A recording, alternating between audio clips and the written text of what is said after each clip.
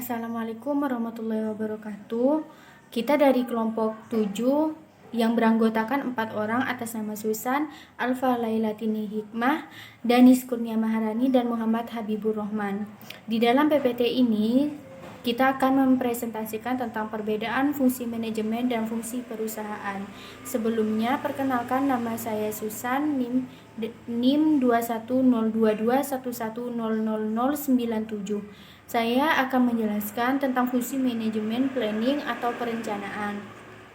Manajemen membantu penyusunan atau menyusun rencana dan strategi untuk mencapai strategi dari suatu organisasi. Perencanaan sendiri kemudian menjadi fungsi utama dan paling penting dalam pelaksanaan kegiatan manajemen. Contohnya, setiap manajer harus membuat rencana pekerjaan yang efektif di dalam kepegawaian organisasi. Dan yang kedua adalah organizing. Perorganisasian merupakan fungsi manajemen dalam hal pembagian tugas, baik itu untuk kegiatan besar maupun kegiatan kecil, dan disesuaikan dengan keahlian masing-masing. Contohnya, setelah menentukan sejumlah strategi, perusahaan A merekrut sejumlah karyawan dan tenaga ahli. Perusahaan ini juga mengelompokkan karyawan ke bidang mana saja yang diperlukan, seperti penjahit, divisi pembelian bahan, dan divisi promosi atau yang lainnya. Nama saya Alfa Lailatini Hikmah, NIM akhir 100, akan melanjutkan penjelasan mengenai fungsi manajemen. Yang ketiga, yaitu actuating atau pelaksanaan. Pelaksanaan merupakan proses penerapan atau implementasi dari semua rencana, konsep, ide, serta gagasan yang telah dibuat sebelumnya untuk meraih tujuan bersama. Contohnya, perusahaan A memulai proses produksi pakaiannya.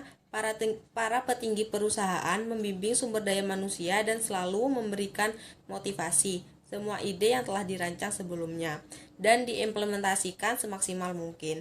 Dan yang keempat, fungsi controlling atau pengendalian. Maksud dari fungsi ini adalah manajemen bisa menjadi media atau pembuka jalan untuk mengendalikan pelaksanaan tugas dari anggota suatu organisasi atau karyawan perusahaan.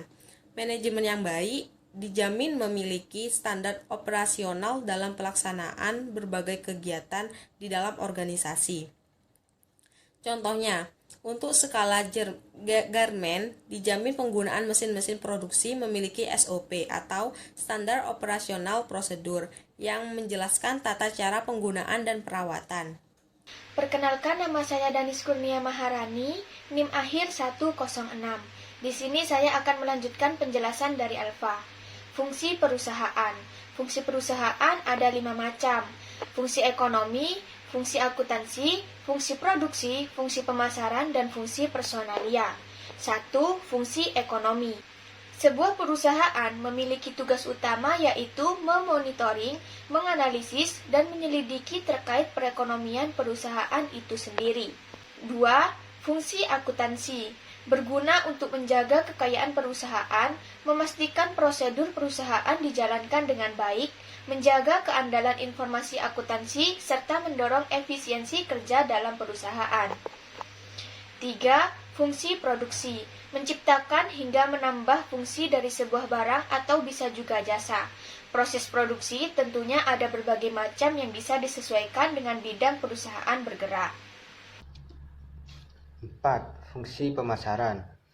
Aktivitas untuk memenuhi kebutuhan melalui proses pertukaran yang saling menguntungkan antara produsen dan konsumen. Banyak metode pemasaran yang digunakan oleh setiap perusahaan bergantung pada kreativitas masing-masing untuk bisa mendapatkan perhatian dari konsumennya. 5. Fungsi personalia. Pegawai atau personel yang diberikan tanggung jawab sesuai dengan bidang keahliannya masing-masing, sehingga adanya fungsi personalia ini juga sangat penting untuk menjaga agar efektivitas serta efisiensi pekerja yang dilakukan dalam perusahaan dapat berjalan secara optimal sesuai yang diharapkan sebelumnya. Sekian dari materi yang ada di PPT ini. Kurang lebihnya mohon maaf.